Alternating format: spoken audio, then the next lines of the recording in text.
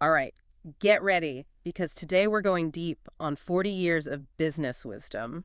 Oh, this is going to be good. It is, right?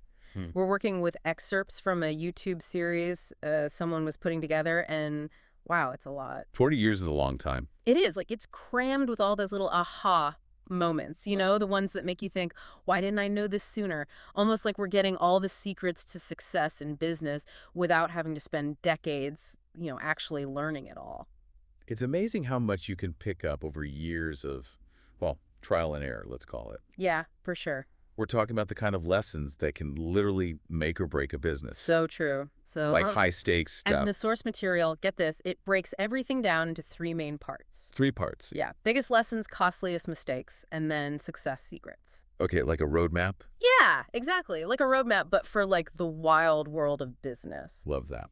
So let's jump right into those biggest lessons. All right, let's do it. So the first ones that jumped out at me was focus on solving problems, not just making money. Ooh, that's a good one. It's kind of counterintuitive, right? When you think about business, it's like, shouldn't it be all about the money? It seems that way, but honestly, that's where things get really interesting. Interesting, how so? Well, think about it. When you're truly solving a problem for someone, you're giving them something valuable. Value, okay. And people, they'll pay for things they find valuable, right? Makes sense. But if all you care about is chasing profits, Yeah. you might miss out on, the big picture. The big picture. Like, what's the point of it all? I see. So it's less about how can I get rich quick and more about More about finding a need and filling. finding a need and feeling it, okay? Yeah, something that people actually want and will pay for. All right, so instead of asking how can I make money, I should be asking myself. Ask yourself, what problem can I solve? What problem can I solve? Okay, that's huge. It changes your whole perspective. It really does. It really does. And just think, look at companies like Tesla, for example. Tesla, yeah, okay. They didn't just build yet another car. Right. They went after a big problem. Sustainable transportation. Yeah, that's a big one. That's a problem worth solving. And people are willing to pay a premium for that solution. For sure, for sure. So you solve a big problem. Definitely something to think about. And speaking of adapting, that leads us to another big lesson, adapt or die. Ooh, that's a good one, yeah. I know it sounds a bit dramatic, right? A little bit. But when you think about how fast the business world moves, it kind of feels true. It's true. Think about Blockbuster. Blockbuster. Yeah, they missed the boat completely on streaming and, all the online stuff. Right. And, well, we all know what happened. We all know. The business world, it's like it never stops changing, right? Never. Technology changes. Yeah. People change how they shop.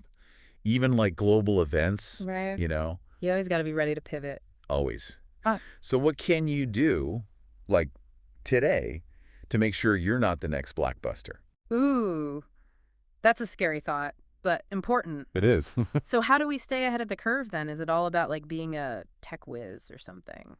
Well, tech is a part of it, of course, but it's more about having a mindset. A mindset? Yeah, like a mindset of adaptability, Adaptability. Be open to challenging how you think about things, experimenting with new ways of doing things, even being okay with failing. Failing is part of learning. Yeah. And, the companies that cling to the old ways, they get left behind. Often, yeah. So it's not just about, I don't know, having the newest gadgets or whatever. It's about being flexible. Flexible, okay. Willing to change, willing to learn. Gotcha. So that brings us to invest in yourself first. Oh, this is a huge one. This one almost feels like, I don't know, like a self-help thing, but I can see how it connects to business, too. It's crucial, really. How so? Well, it's not just about learning the newest software or the hottest marketing trends. Right. It's about having a growth mindset. A growth mindset. Yeah. Always learning, expanding your knowledge, building up that resilience you need. Because let's face it, entrepreneurship has its ups and downs. So it's more than just learning new skills. It's about investing in our own growth as people. Exactly. Okay, so what does that look like in practice? What are some examples of that investment? Well, it could be something as simple as committing to reading a business book each month. A book a month, okay. Or maybe you take an online course, something to sharpen your financial skills. I could use that. Or maybe you go to industry events, network with people who challenge you to think differently. Those are all good. Or maybe you invest in a coach. A coach? Yeah, or a mentor, someone to guide you and give you honest feedback. Okay, that makes sense. Someone who's been there, done that. Someone who's been there, done that. Yeah, that's valuable. It is, and you're worth the investment. Wow, I love that. You are. You deserve to invest in yourself. So true, so true. So invest in yourself first. It's about like being proactive, right? Yeah, taking control of your own growth. Taking control, I like that. But even with all this knowledge, all these lessons, I mean, we're still gonna make mistakes, right? Of course, mistakes are inevitable. They are, huh? Happens to everyone, even the best entrepreneurs make mistakes. Okay, good. So it's not just me. It's how we learn, how we grow. You gotta mess up sometimes. You do, but some mistakes can be, well, more costly than others. And that brings us to the costliest mistakes section. Oh, boy. Yeah, this one makes me a little nervous. I bet. I mean, the list has things like scaling too fast, ignoring customer feedback, underestimating marketing. Yeah, those are big ones. And I'm pretty sure I've done all of those at some point. Probably. We all have. So scaling too fast, let's start there. All right. It's so easy to get caught up in that, right? It is, especially when you have some early success. You just want to grow, grow, grow. Yeah, ride the wave. But without a solid foundation, you know? What happens? Scaling too quickly could just lead to chaos. It can actually make your business collapse. Really? Oh, yeah. It can Yeah. be that serious. So it's like you get all excited, you want to capitalize on things, but But you're not ready. you're not ready. You haven't built the systems, the processes to handle that much growth. Right, like you're putting the cart before the horse or something? Kind of. It's like building a house on a shaky foundation. You might be able to add a few floors, but eventually A whole thing comes crashing down. it could. It's about sustainable growth, Hmm. not just expanding as fast as possible. Sustainable. Okay, so how do you know then? How do you know it? How do you know when it's the right time to scale? Like, are there any signs you should watch out for? There are a few key things. Like what? Well, are you constantly putting out fires? Putting out fires. Okay. Are your customer service complaints going through the roof? I see. Are you having trouble maintaining the quality you know? Well, yeah. Those are all signs that you might be pushing for growth before you're actually ready. Makes sense. I guess I've always just focused on like, more. Common trend. It is. So having a plan that's important Super important. before you go crazy with growth. Before you hit the gas pedal. Hit the gas pedal. Yeah. Okay, now, ignoring customer feedback. Oh, that's a big one. That can really hurt you, right? It can. Customer feedback, it's like gold. Gold.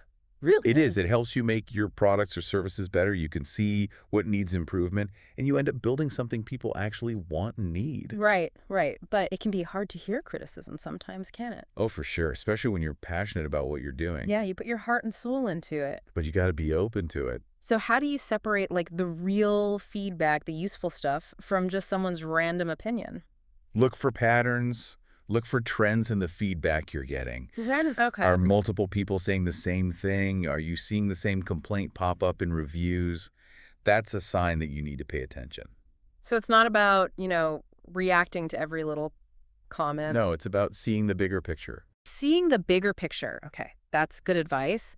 And underestimating marketing. Ooh, that's a classic. I think a lot of entrepreneurs, especially when they're starting out, they think their product or service should just like speak for itself. It should, Right. It's the best thing since sliced bread. But in reality, in today's world, you got to market it. You got to get the word out. Yeah, market is crowded. It's super crowded, so you need a strategy to cut through the noise. You got to tell your story, connect with your customers. You got to make some noise yourself. You do, and it's not just about shouting either. It's not. No, it's about telling your story strategically, targeting the right people, building a strong brand. Brand, yeah. There are so many ways to do it. Social media content, marketing, influencer partnerships. It can be overwhelming. It can. The key is to find what works for you, for your business. What works for you? Okay, not having a clear vision. This one hits home for me. Oh, yeah, we've all been there. Feeling lost, directionless. Yeah, that's why a vision is so important. It's like a compass for your business.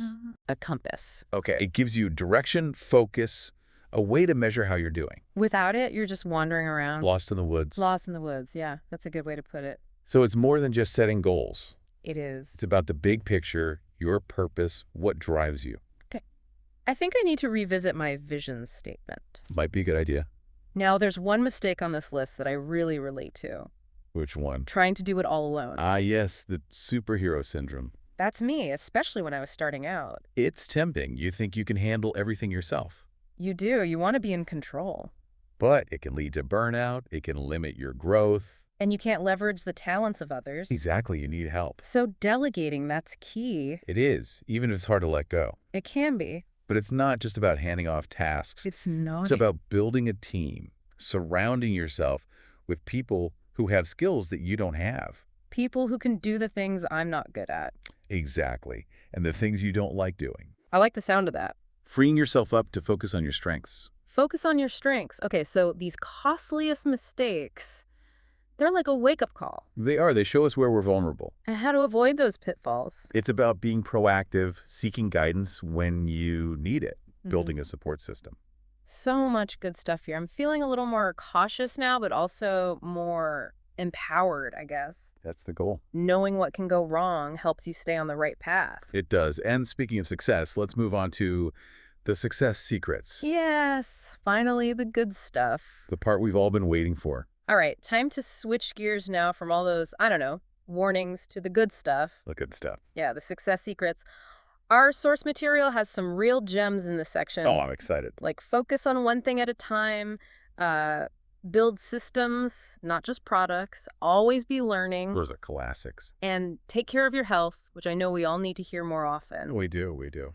But one that really stood out to me was give back to others. Give back. I mean, it feels a little out of place, right? When we're talking about business. Does seem a little unexpected. What do you make of that one?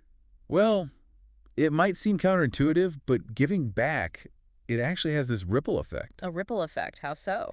Think about it. When you give back, whether it's through charity or mentoring or even just sharing what you know, it strengthens your community. Your community. Okay. It builds goodwill, and it can lead to some pretty amazing opportunities. Opportunities. You never know. That person you helped might become a valuable connection or a loyal customer down the road. Wow. I never thought about it like that. It's not just about doing good. It's good for business, too. Good for business. Okay, so let's go back to focus on one thing at a time. I'll admit it, I'm a terrible multitasker. I hear you. Are they saying we should just ditch multitasking altogether? Well, multitasking can be a recipe for disaster. It just leads to distractions and you get overwhelmed. Yeah, that's me. The secret is all about prioritizing.